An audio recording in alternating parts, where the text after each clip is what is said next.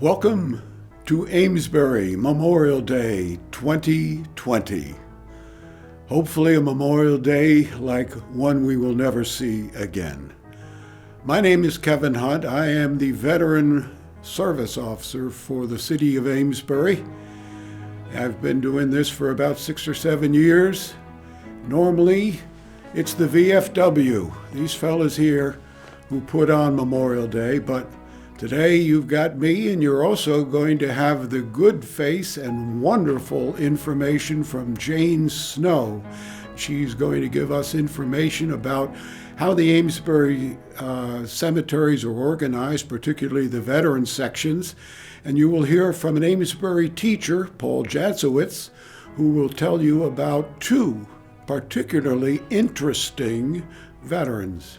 You know, a lot of people think Veterans Day is the first barbecue, or it's just another one of those Monday holidays. But it's actually more than that.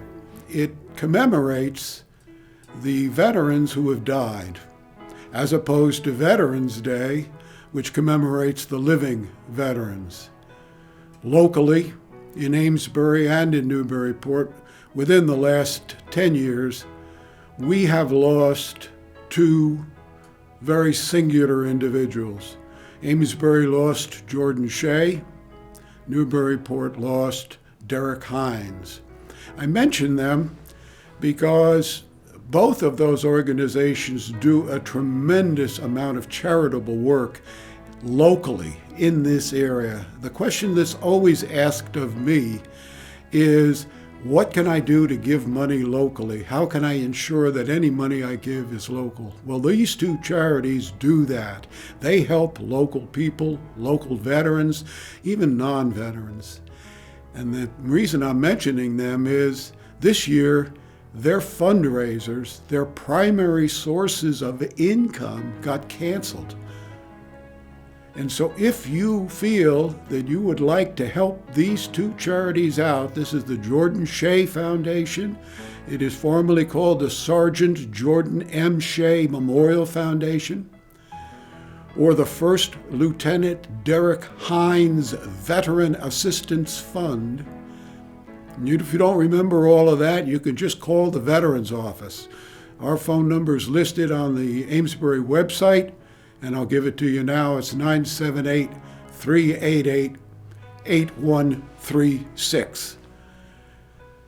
You know, the history of Memorial Day is an appealing story. There's a lot of theories about how it got started, but the one that I think carries the most weight and the one that I find the most appealing, I'd like to give you a little bit about that. And if you'll bear with me, I am going to refer to some papers in front of me here occasionally.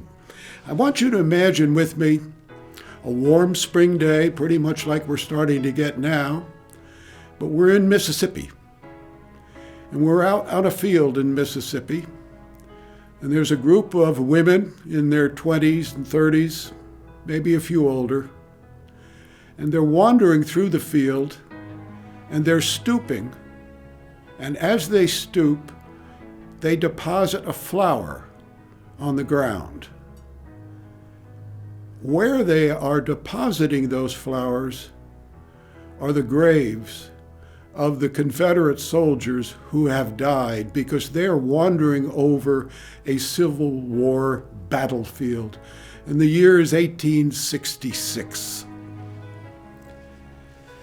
These women are paying tribute to their sons, in some cases their their husbands, their brothers, someone that they knew, someone who was close. And this is what they could do at that time. The flowers had just come up and bloomed, and they were taking those newly bloomed flowers, they were placing them on the graves of their loved ones. When they completed that task, they looked around and they saw a whole field of graves that were not decorated. Those graves were the graves of the enemy, the Union soldiers. Well, without saying a word to each other, they all just gathered as one And they took the flowers that they had remaining, and they went over to that other field, and they decorated the enemy soldiers, the soldiers of the Grand Army of the Republic, the North. That is a way that at that time they commemorated veterans. Maybe today when you're relaxing in the traditional barbecue, and I hope we all get a chance to do that, at 3 o'clock, take a moment of silence. It's a national moment of silence at that time.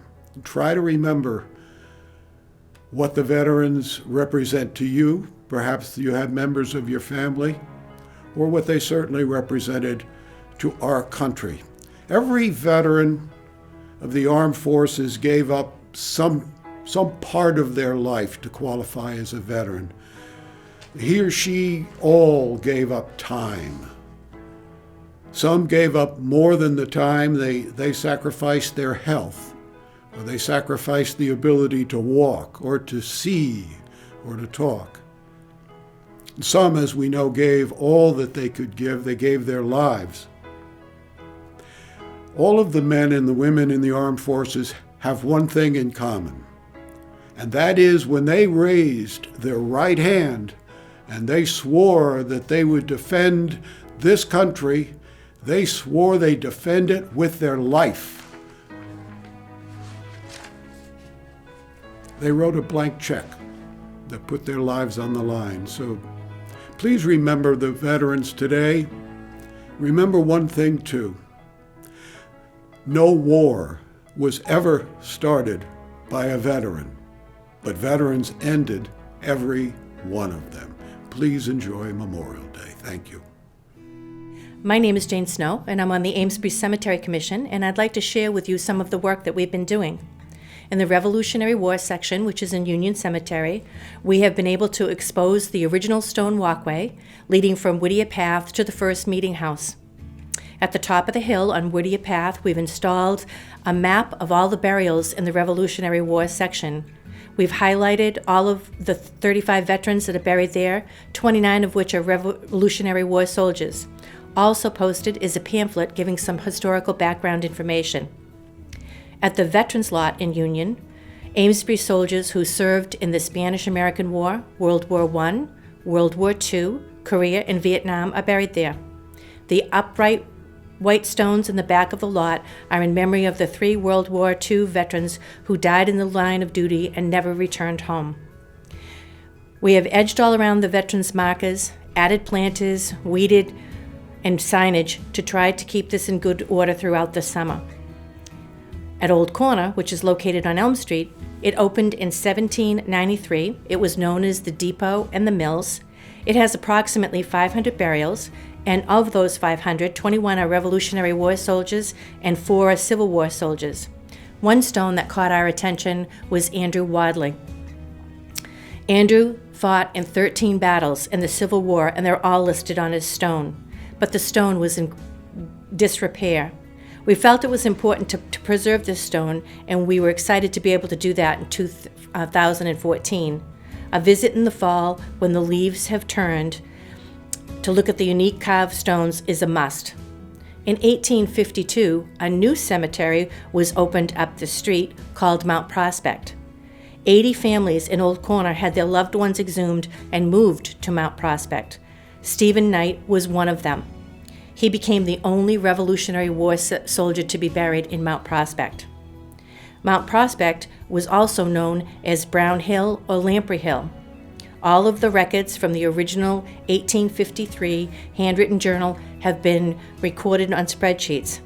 In 2015, a signboard was built at the lower gate. On the front of it is a map of the cemetery, and all of the veterans' graves are highlighted in red, and on the back is the list of all of the veterans' names and the locations of where they're buried. This is just a quick look at what we've been trying to do. A more in-depth history of the 3 cemeteries will soon be posted on the city website. All the data from the 3 cemeteries has been recorded and is available in the library, along with the photographs of the stones in the Revolutionary War section and Old Corner. I would like to thank my 3 volunteers. I couldn't do it without them. Todd McGrath, Jim DeMaz, and Paul Jancewicz. They've gone far above and beyond in their efforts to edge the veterans' markers. We have received many positive comments about this, and we're really excited. Many thanks also to the DPW for their help and support.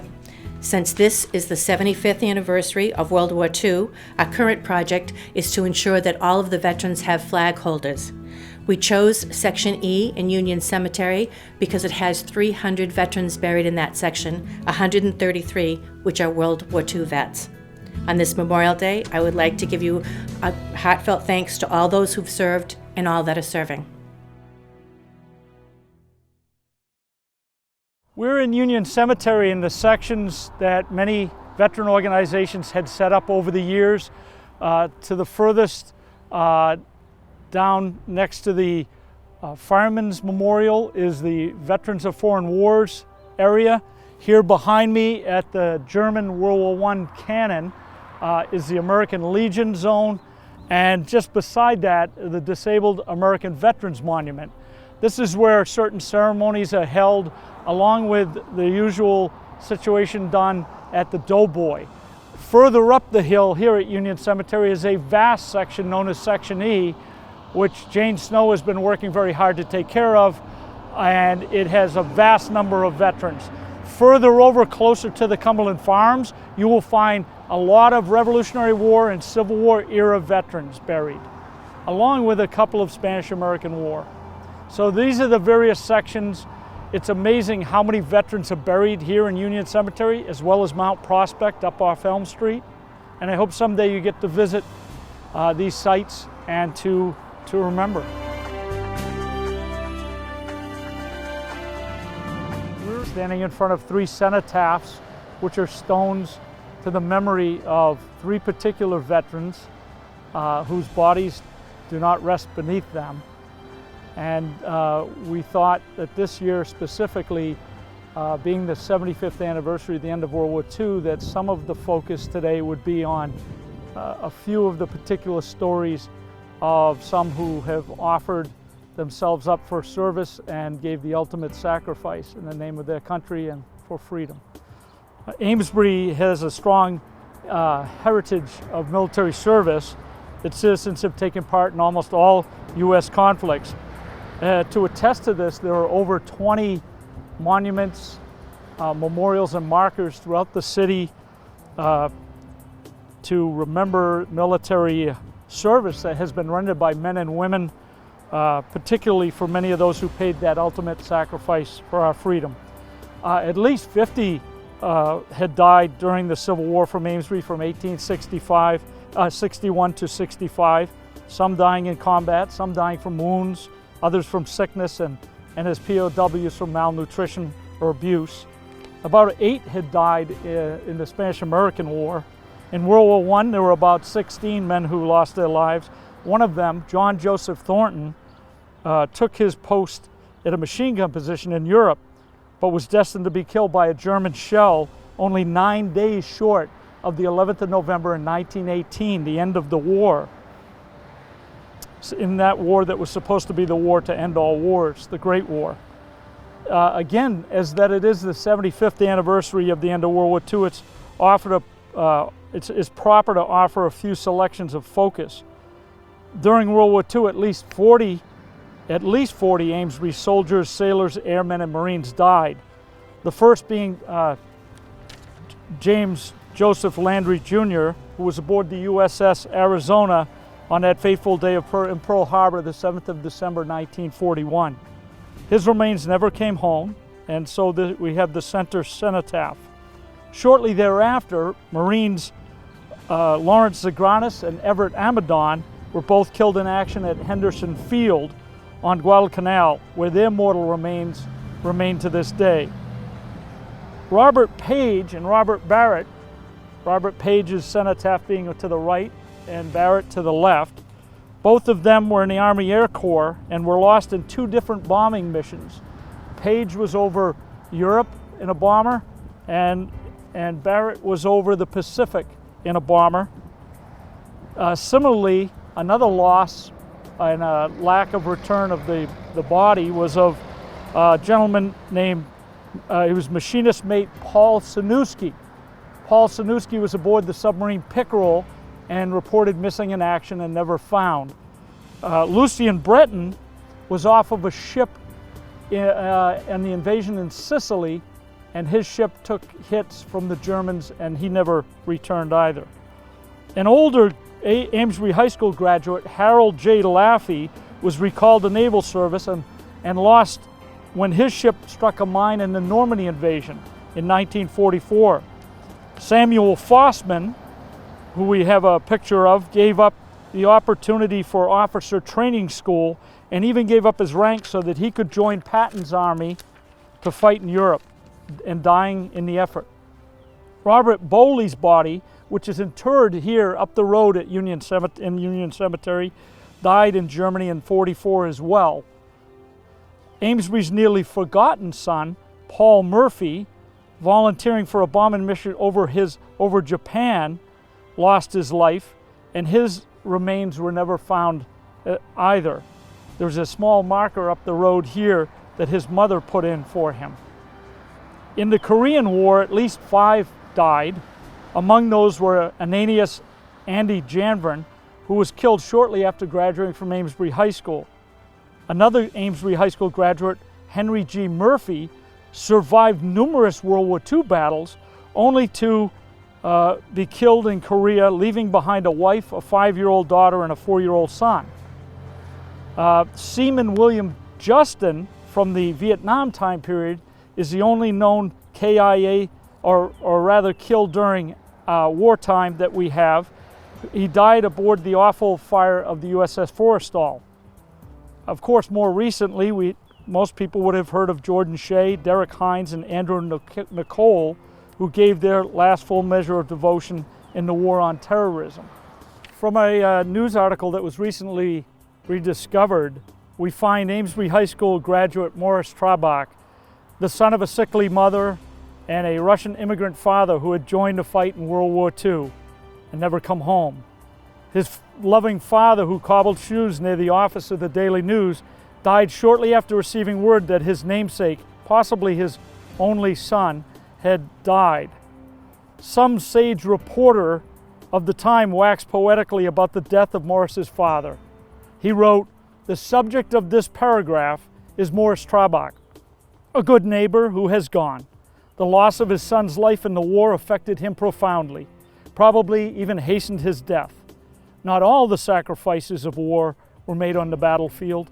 Tragedy written ineffably on the faces of the kin of those who have paid the supreme price for freedom is just one cogent reason why we should resolve that this terrible thing must never be allowed to recur." Amesbury High School graduate Philip B. Hurst was merely 19 years old when he lost his life in the U.S. Army fighting in Italy during World War II. His grave behind me had been hidden for so long that many people had not noticed anymore that a veteran's stone was here. And it makes you wonder how many times or how many places over the years various markers or monuments, gravestones have been lost to viewing and therefore left from memory.